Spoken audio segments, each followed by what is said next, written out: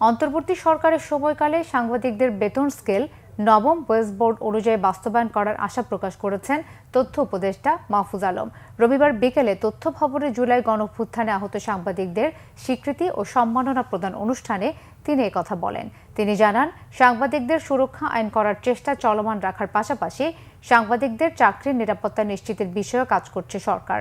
জুলাই আন্দোলনের মধ্য দিয়ে যে পরিবর্তন শুরু হয়েছে তা অব্যাহত থাকলে আগামীতে পরিবর্তিত বাংলাদেশ নির্মাণ সম্ভব বলে আশাবাদ ব্যক্ত করেন তিনি।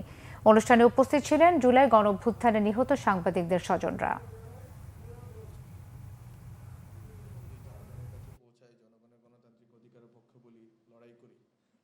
কিন্তু বাংলাদেশে না, শুধু দুনিয়ার সব জায়গাতেই গুরুত্বপূর্ণ দাবি আছে সাংবাদিকদের দিক থেকে, সেটা হচ্ছে নবম ওয়েজ বোর্ড বাস্তবায়ন করা।